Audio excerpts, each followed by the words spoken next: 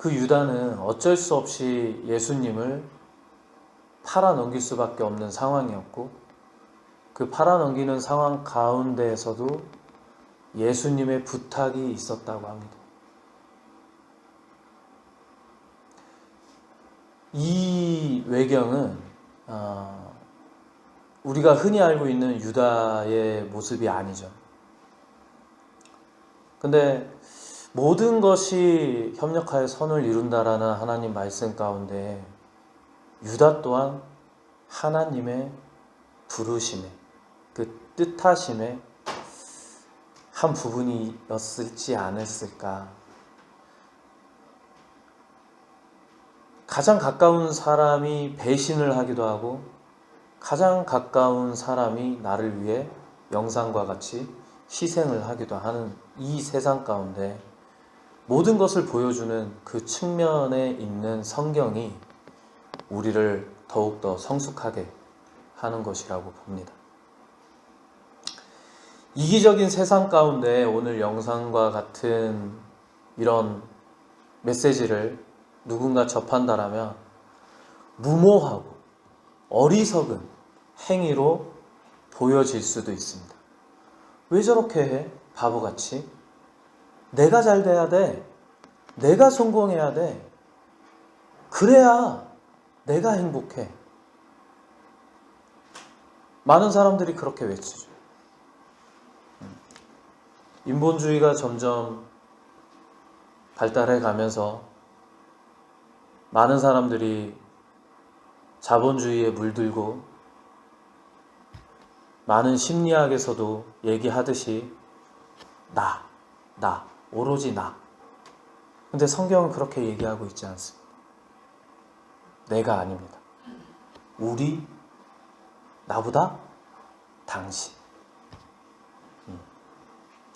하나님 나라 안에서 내 생명보다 타인의 생명을 그것만큼 더 귀한 것이 없다라고 얘기하는 것입니다.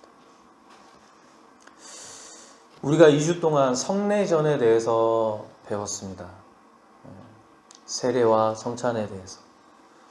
이번 주부터는 믿음을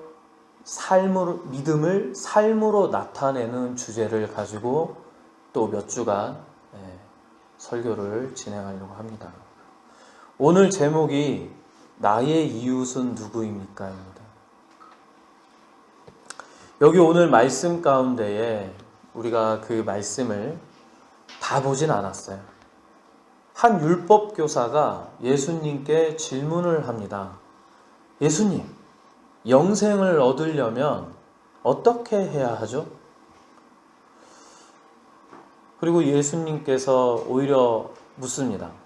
네가 배운 대로 한번 대답을 해봐라. 하나님을 사랑하고 이웃을 사랑해야 된다. 그러면 내 이웃이 누구입니까? 라고 또 묻습니다. 내용은 이렇습니다. 어떤 사람이 예루살렘에서 여리고로 가는 도중에 강도를 만났습니다. 강도 알죠, 친구들? 강도, 도둑. 근데 이 강도가 물건만 딱 뺏고 가는 게 아니라 이 여행자를 막 흠씬 두들겨 패고 옷도 싹 다 벗겨놓고 물건도 다 훔쳐갔어요.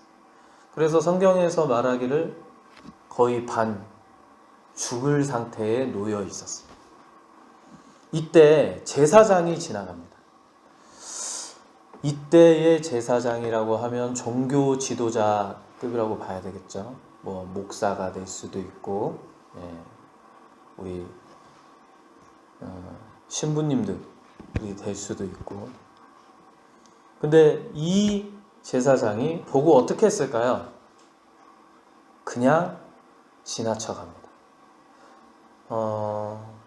여기 불쌍한 강아지가 있더라도 오르나 노베 아픈 강아지가 있으면 그냥 지나가기 어렵겠지. 너무 불쌍하잖아, 그지?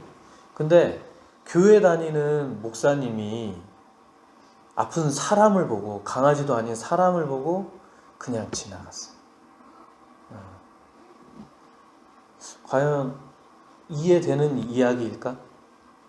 그렇지 않죠? 그리고 레위인이 지나갑니다.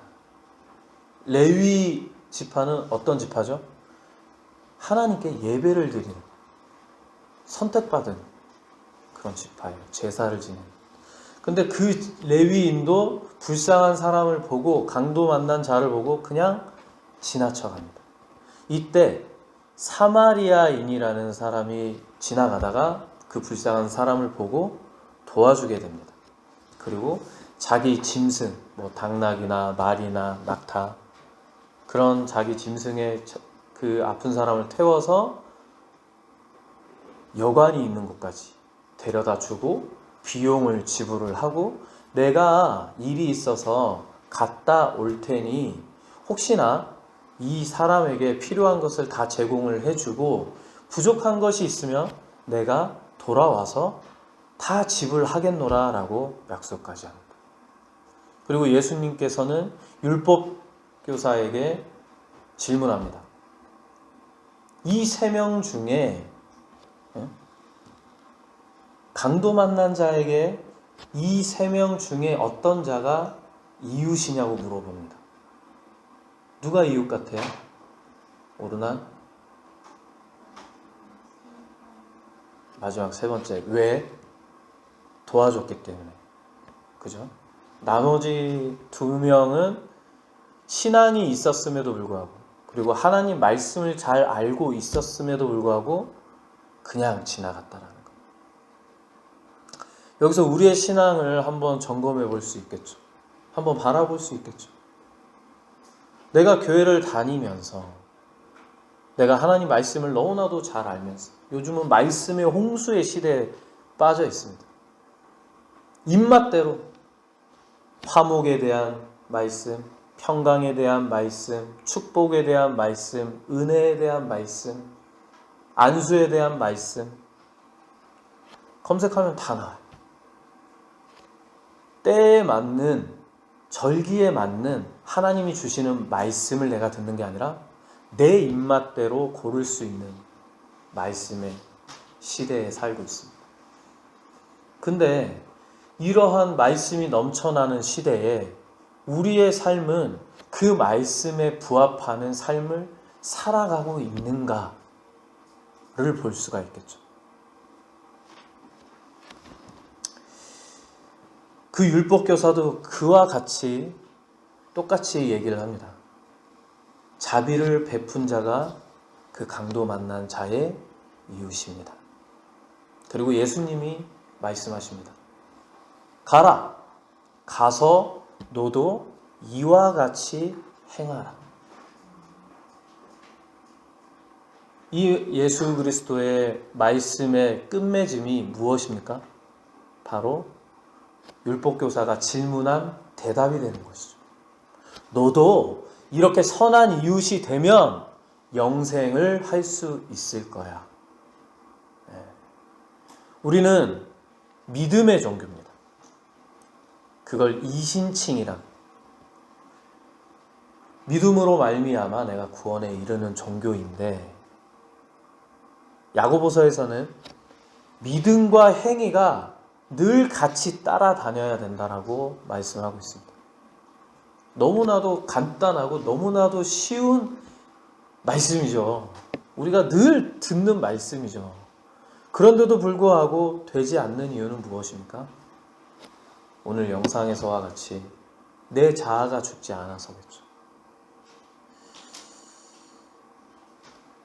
우리가 불교보다 욕을 먹는 이유 무엇입니까? 불교는 자기 자신을 들여다보는 종교, 득도를 하는 종교입니다. 내가 깨우치고 깨우쳐서 그 반열에 들어설 수 있다라고 하는 게 불교예요.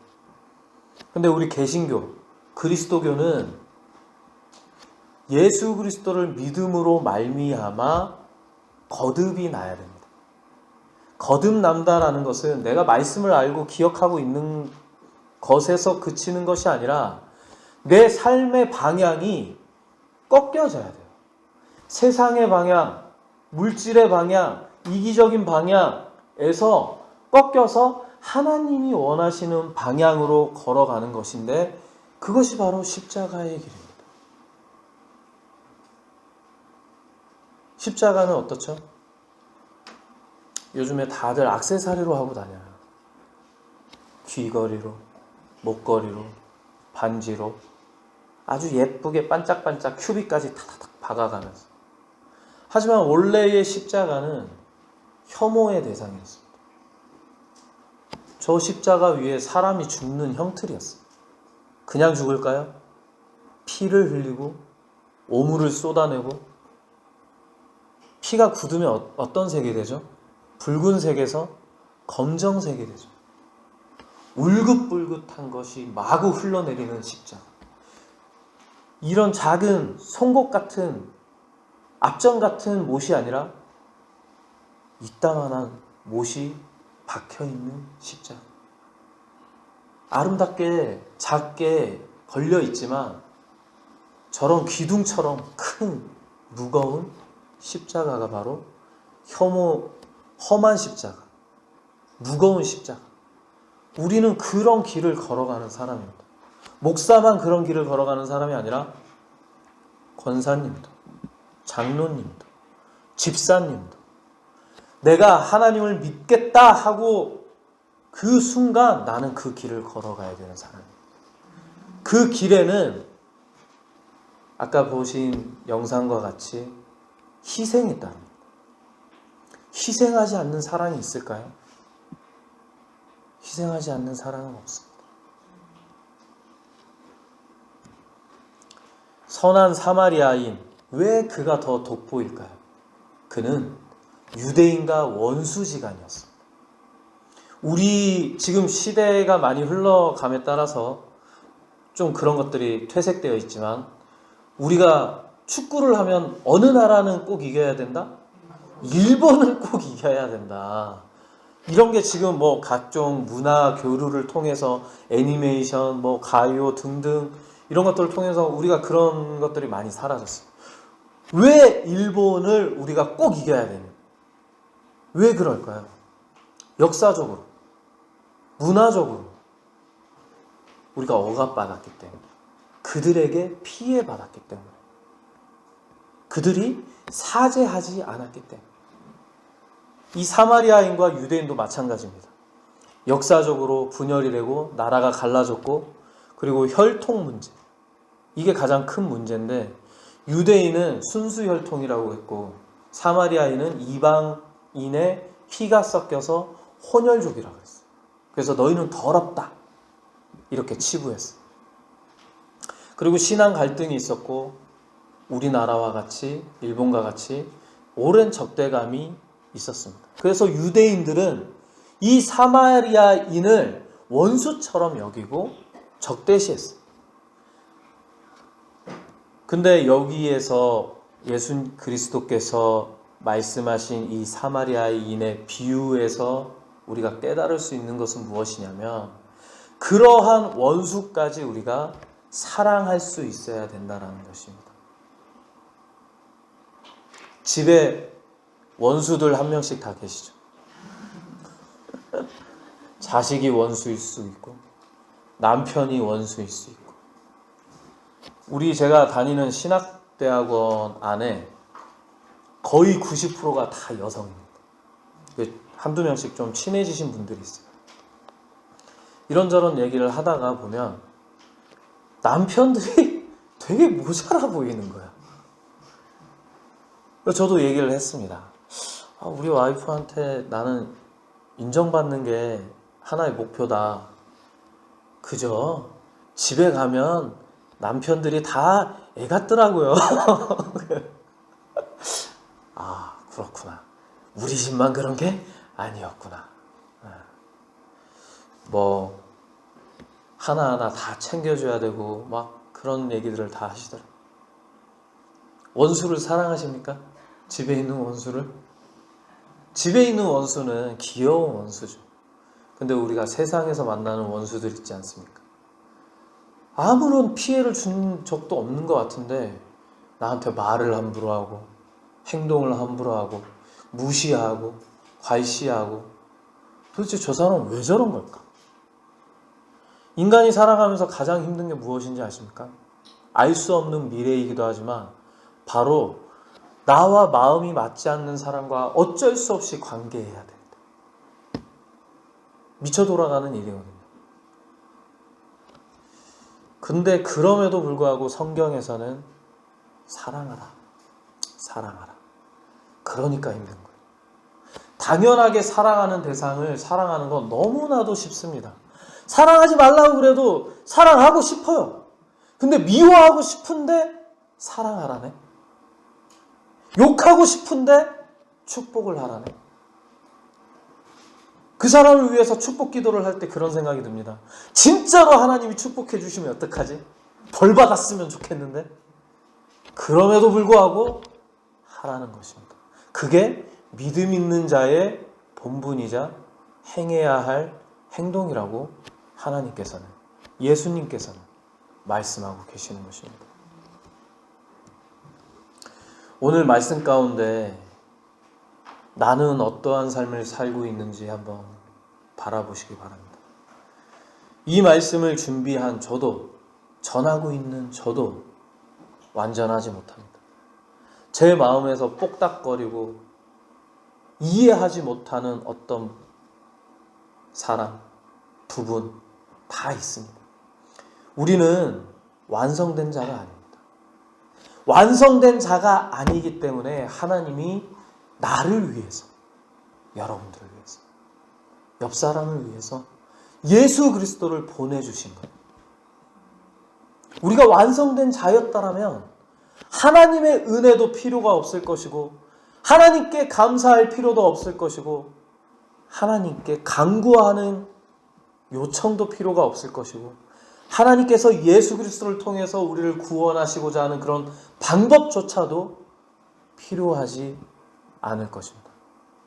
나의 연약함을 바라볼 때 타인의 연약함도 바라볼 수 있는 것이고, 그러한 연약한 가운데 하나님의 은혜가 충만하게 되는 것입니다. 하나님을 믿는다고 하면서도 제사장처럼 나 몰라라, 레위인처럼 본척 만척, 그렇게 어려움에 처한 이를 외면하고 있지는 않는지, 권력이 있는 사람, 힘이 있는 사람, 나를 괴롭히는 사람을 원수로 생각하지 마시고 나약한 사람, 근데도 모나 있는 사람들, 그런 사람을 원수로 생각하십시오. 내 도움이 진짜로 필요한 사람. 이재용 회장이 나를 보고 말 함부로 할 수 있겠죠. 저 사람 원수네, 내가 사랑해줘야지. 그런 권력 있는 사람한테 그런 생각을 품지 마시고 연약한 사람,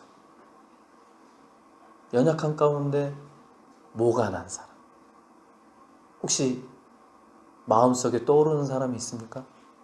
저는 있습니다.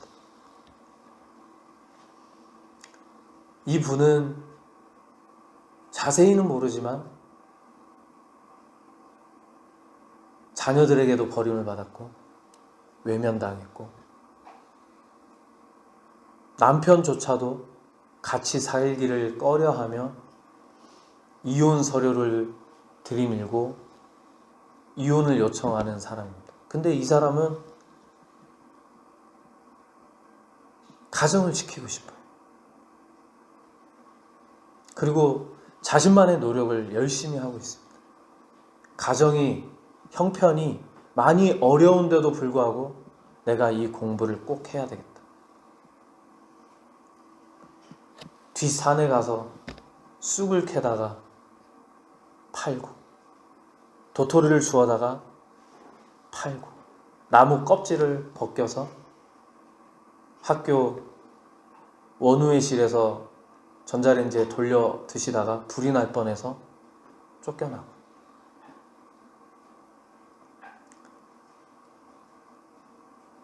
학교에서 그분에 대한 회의를 시작을 하게 되었는데 많은 분들이 톡방에 들어오는 거, 우리 공동체 안에서 같이 활동하는 거에 대한 두려움과 반감을 가지고 있더라고요. 그래도 우리가 믿음의 사람인데 기회를 허용하고 조금 더 품어줘야 되지 않겠느냐. 그럼에도 불구하고 많은 분들이 반대했습니다. 제 마음 가운데, 기도 가운데 그분이 계속 떠올라요. 저는 그분을 지원하기로 마음을 먹고 있어요. 도와주기로 마음을 먹고 있어요. 그래서 조금의 도움을 공동체에 들어올 수 있는 기회를 열어줬는데 그 형편 어려우신 분이 저에게 고맙다고 우유와 먹을거리를 선물해 주셨어요. 나쁜 분이 아니에요. 우리 또한 연약한 자고 악한 자입니다. 근데 하나님께서 저에게 기회를 주셨어요. 기다려 주셨어요. 내가 일어설 수 있도록 옆에 좋은 사람을 붙여주셨어요. 나 혼자 신앙이 컸던가요? 나 혼자 어른이 되었던가요? 나 혼자 하나님을 만났던가요? 아니거든요. 하나님이 보내주신 분들이 다 나를 도와주셨기 때문에 지금에 나가 있습니다. 여러분들 지금 머릿속에, 가슴속에, 심장 속에 어떤 분이 떠오르시는지 한번 생각해 보십시오. 나는 그 이웃에게 참된 이웃이 되고 있는지 자신을 돌아봅시다. 그렇지 않다면 내일부터 당장 이 말씀을 실행에 옮겨보는 건 어떨까요? 선한 사마리아인과 같이 정말 많은 거 해줄 수 없더라도 말 한마디 따뜻하게 하는 거, 밥 한 끼 사줄 수 있고, 요즘 자원이 넘쳐나잖아요. 내가 입지 않는 옷 줄 수 있고, 어디서 받은 거 나눌 수 있고, 이런 꽃 한 송이 당신이 생각이 나서, 내가 어디서 얻었지만 당신이 생각이 나서 드립니다. 당신의 하루하루의 삶이 이 꽃처럼 활짝 피기를 바래요. 그런 말을 듣는 그 사람은 얼마나 행복할까요? 율법교사의 영생의 방법의 질문은 이 시대를 살아가는 우리에게도 여전히 많은 세월이 흘렀음에도 불구하고 여전히 적용되고 있습니다. 이는 하나님께서 불변하시듯 인간이 사랑하는 이 사랑, 인간이 인간에게 대하는 그 사랑, 어려운 관계를 아름답게 만들어가는 이 사랑조차도 하나님을 닮아 불변하다는 것입니다. 이것은 진리입니다. 우리 모두가 용기 내서 말씀을 그저 귀로만 듣지 않고, 비록 어린이가 보는 애니메이션을 받고 너무나도 많이 들은 사마리아인 이야기를 들었지만 종이 한 장의 차이, 내가 행동하느냐 안 하느냐. 용기 있게 나를 뒤집어서 상대방을 끌어안고 열렬히 사랑하는 저와 여러분들 되시길 소망합니다.